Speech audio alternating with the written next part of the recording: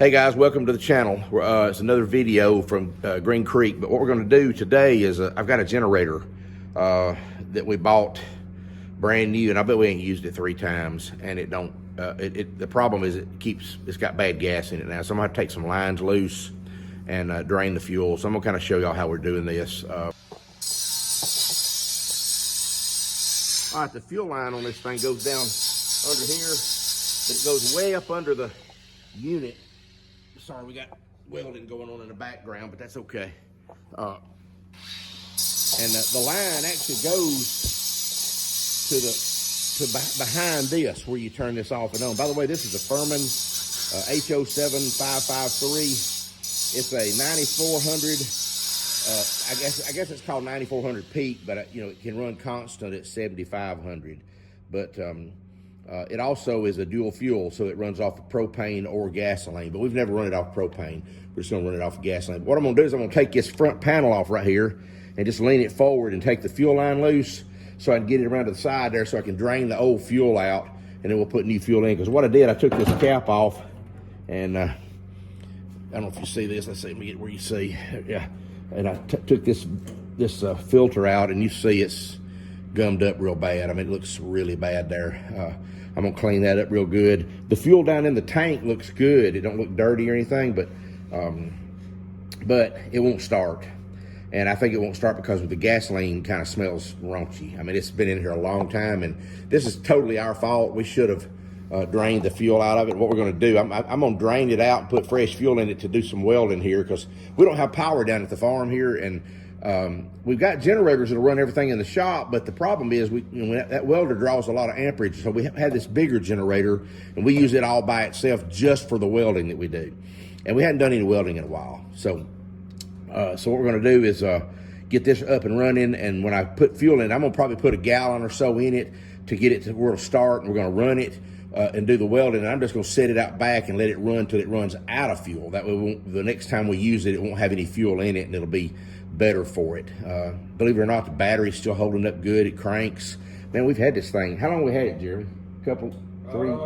2, maybe. Probably 2 or 3 years. We've had it a long time, but I bet we ain't cranked it 3 or 4 times, maybe. I don't know. We pretty much use it for welding. We just use it for welding. We used it on the camper because it's got a true 50 amp on it. Right. We used it on the camper once just to see how it would do. Oh yeah, right. You're right. So anyway, 5 times maybe.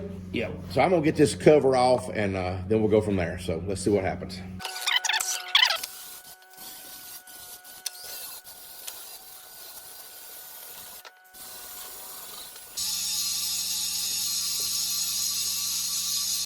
Wow, I can't get to the fuel line from here because this is just the panel.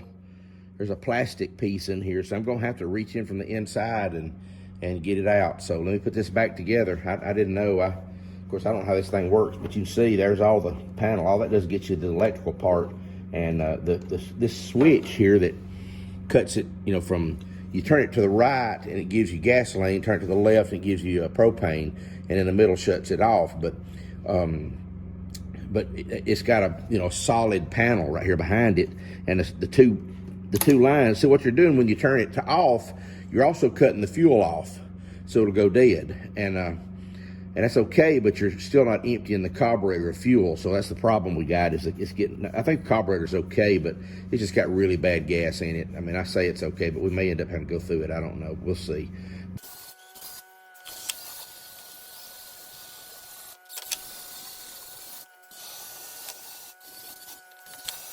Okay, so the line I got to take loose, it's this line here, but I got to take it loose at the other end, and it's way up in there. I don't know if you can see that or not, but there's a little clamp on that.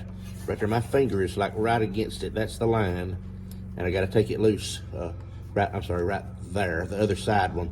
Because this one here goes around to the carburetor, but the one that's got to take loose is the one at the fuel pump tank, so I can take the fuel tank lines loose. So I'm gonna try to squeeze this clamp here. It's a little bit tight. I'm gonna have to get my hand up in there a little better. So what we've decided is it's going to be difficult to get in through there. So we took this little shielding plate off here that's right over across here. It's just 4 10mm bolts. And then we're going to take each one of these 4 corners and take the tank out, because there's a plate here that you can take off also that take that off, and the tank will slide out. Then once we do that, we'll have access to pretty much everything that's in there. Pretty funny, it's still got the tag on it. We haven't even tore the tag off. That's how, I mean, it's 2 or 3 years old. But and look at it. Let's bring that out this way.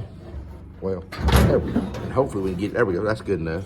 Now maybe we can raise it up enough. It's not crazy heavy, there's not a ton of See, now we can raise it up enough to get that line loose under there. Oh, God, yeah. It's right there, isn't it? I've got like absolute access right here. There's the 2 lines. Here's the one, right? No, you can't see it. Yeah, right there. See, there's this is the line we got to take loose. It goes from over here over to the bottom of the tank, and we got to take that line right there loose. And you see, it's just got a little squeeze clamp on it, but we couldn't squeeze it under there with our hands, so we're gonna take some needle nose pliers and squeeze it loose and take the line loose. Leatherman.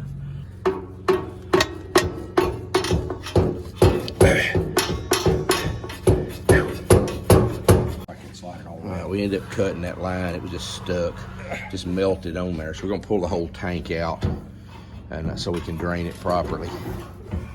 Wait! There's a vent right here. And see, when I take it off, fuel ain't gonna come out of it because it goes all the way up to a tube at the top right there, so that it can vent the tank. Can you get a bite on it? I'm trying, yeah. All right, we got it off. It's just a little aggravating, but it's off there now. It should all drain out the way that thing's angled. Okay, all right. While we're waiting on that gasoline to drain out of that tank, we'll go over here to show you what we're doing. This is a, what is that thing called? Shaver 8, I think HD. It's a Shaver HD.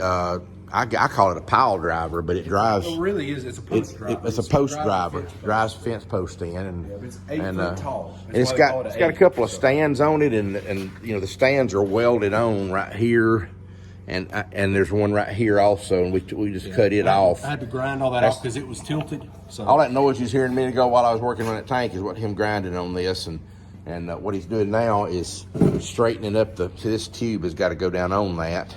He's going to grind the old welds off of this, the old weld knots off of this, and get it cleaned up real good, and so we can weld it back on good and straight and get it back going, because we've got to put some fence up out in front of the property. And there we are. We got it cleaned up good. Get the welds cleaned up, and we'll clean up the rusty spots here in just a second. Okay, we're sliding the tank back in now.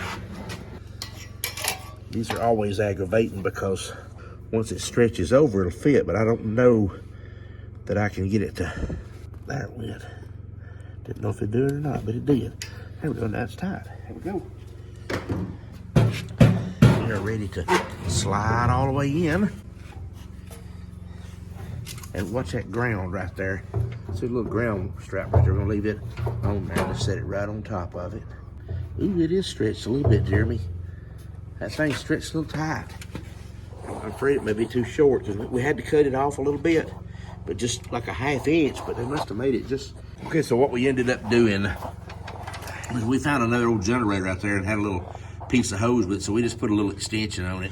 And that's just a check valve. It was on that other generator, so we left it on there, and it gave us a way to couple the 2 pieces of hose together to get us enough length that now when we slide it on, it should go all the way on there. And there's no stretch in the hose. Now the hose is a good fit. Oh, that's a perfect fit. In fact, that's doing real good.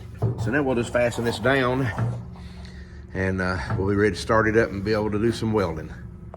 How do I get that back on there? Got to angle it in there. Run off.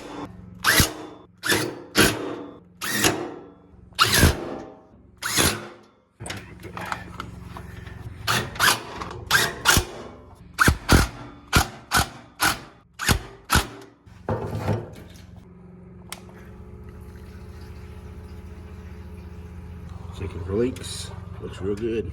Just taking this little plug out right here, and I'm gonna let a little gas run out of the bottom of the carburetor to get some fresh gas in there. All right.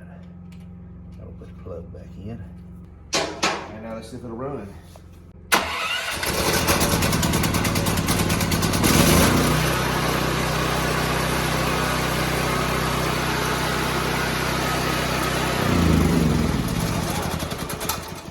All right, so it runs good. good now, so what we're gonna do is get it over here with a welder so we can start doing our welding.